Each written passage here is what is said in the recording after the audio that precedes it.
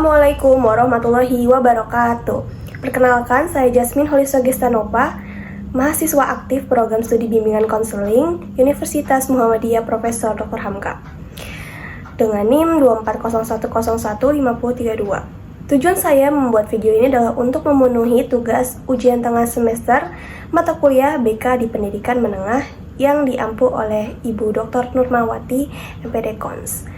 Sebelum masuk ke materi, izinkan saya untuk menampilkan cuplikan mengenai kampus UHAMKA.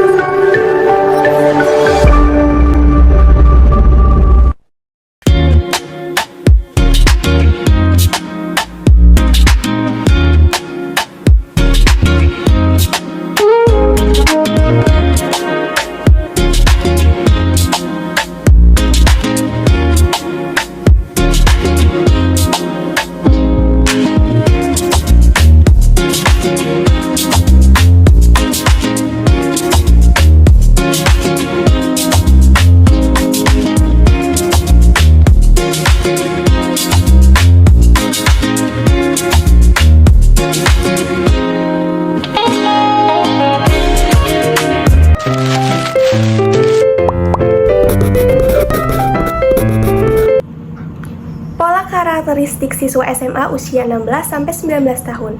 Kita bahas tentang karakteristik siswa SMA rentang usia 16-19 tahun, yaitu di mana masa remaja akhir, periode transisi menuju dewasa. Beberapa ciri yang umumnya terjadi pada siswa SMA antara lain yaitu adalah perkembangan kognitif. Mereka sudah masuk tahap berpikir operasional formal atau Piaget, di mana siswa mampu berpikir abstrak, logis, dan mempertimbangkan berbagai kemungkinan. Lalu ada perkembangan emosi. Remaja akhir cenderung lebih stabil dibandingkan dengan usia SMP, tetapi masih mudah terdorong oleh perasaan. Mereka sedang mencari identitas diri dan kemandirian emosional. Selanjutnya ada perkembangan sosial.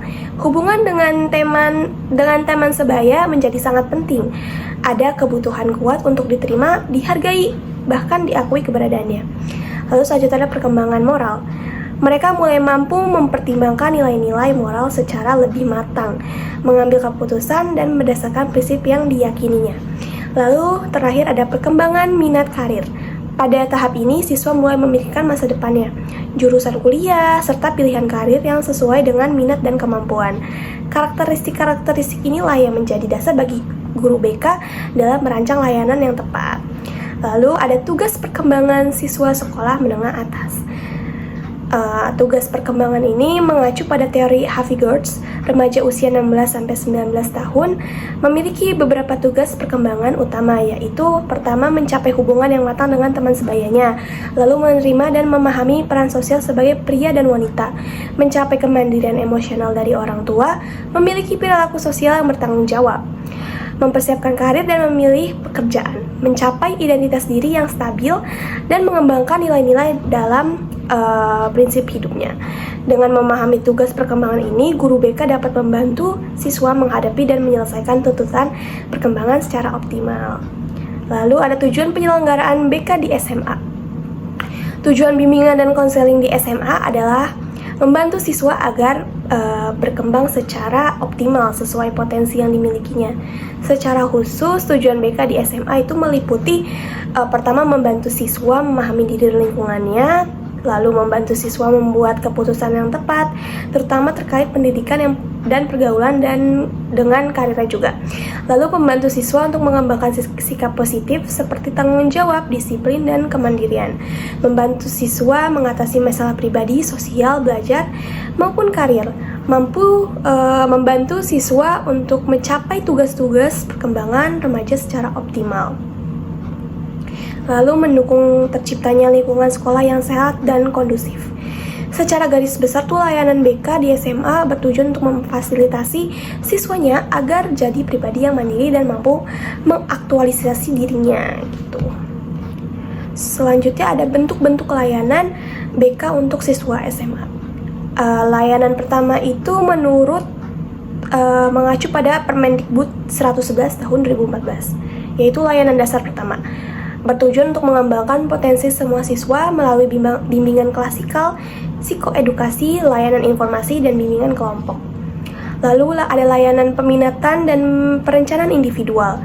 Ini tuh bentuknya untuk membantu siswa merencanakan masa depan, memilih jurusan, dan mengenali minat bakatnya. Lalu ada layanan responsif, yang dimana menangani siswa yang mengalami masalah mendesak melalui konseling individual, konseling kelompok, referral, atau konferensi kasus. Selanjutnya yang terakhir adalah layanan dukungan sistem, melibatkan kolaborasi dengan wali kelas, guru mata pelajaran, orang tua, serta pihak luar seperti psikologi atau lembaga lainnya. Dengan layanan tersebut, guru BK dapat membantu siswa baik dalam perkembangan pribadi, sosial, belajar maupun karir. Nah, peranan guru BK di SMA. Peranan guru BK di SMA yaitu pertama sebagai seorang konselor, memberikan konseling kepada siswa untuk membantu menyelesaikan masalah pribadi, sosial, belajar, dan karir. Kedua, ada sebagai fasilitator perkembangan, menciptakan kegiatan yang mendukung perkembangan potensi siswa termasuk pembinaan karakter. Ketiga, ada sebagai mediator, menjadi penengah ketika ada konflik antar siswa dengan guru maupun siswa dengan orang tua. Sebagai advokat, melindungi dan memperjuangkan kesejahteraan psikologi siswa terutama yang rentan atau mengalami masalah. Sebagai kolaborator, bekerja sama dengan guru mata pelajaran, wali kelas, dan orang tua dalam memberikan dukungan kepada siswa.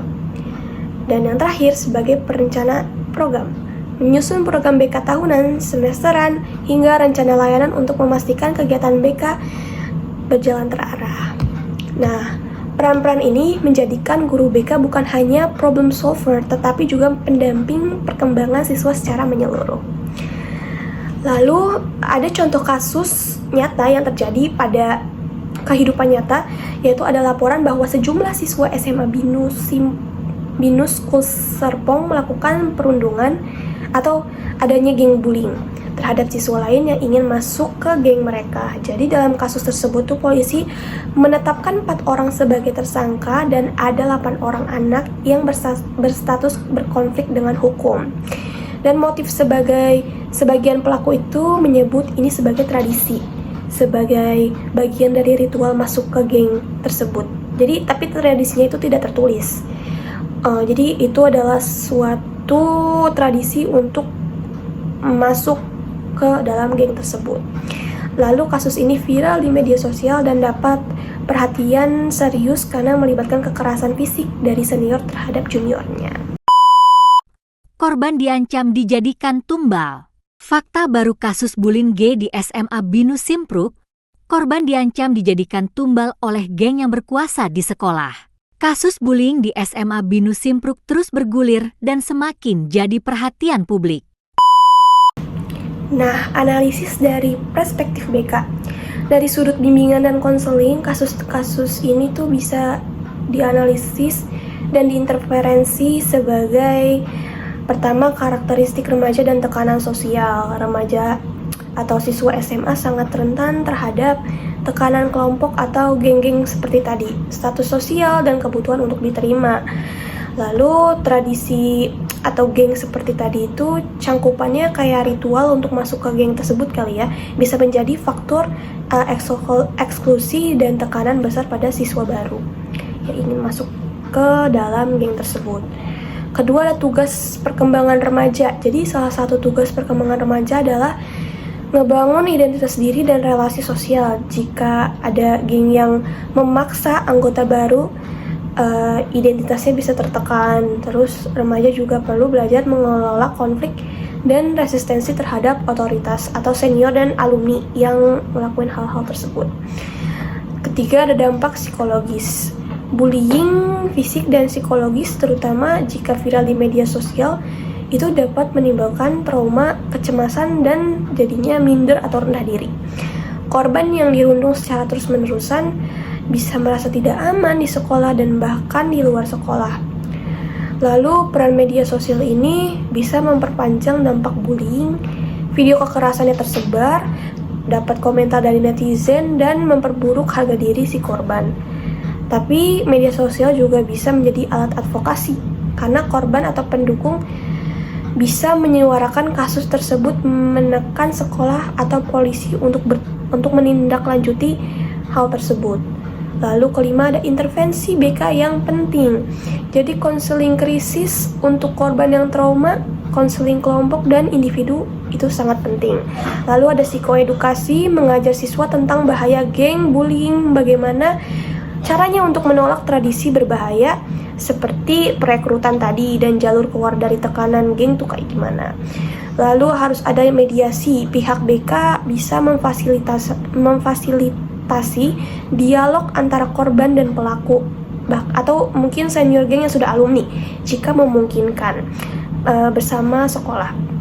Lalu kebijakan sekolah itu sangat penting diperlukan. BK perlu bekerja dengan kepala sekolah dan guru untuk membuat kebijakan anti-bullying yang konkret dan diterapkan. Lalu pentingnya juga keterlibatan orang tua. Orang tua harus dilibatkan, diberi edukasi untuk memperhatikan tanda-tanda bullying dan mendukung anaknya yang menjadi korban. Lalu terakhir ada sistem pelaporan. Sekolah harus punya mekanisme pengaduan aman, misalnya seperti anonim yang nggak tahu itu yang mengadu siapa, pokoknya tidak ada nama, untuk siswa yang merasa terancam geng atau bullying. Seperti itu. Demikian pemaparan mengenai konsep dasar bimbingan dan konseling di sekolah menengah atas. Semoga materi ini membantu kita memahami pentingnya peran BK dalam mendukung perkembangan siswa SMA. Terima kasih sudah menyimak video ini. Wassalamualaikum warahmatullahi wabarakatuh.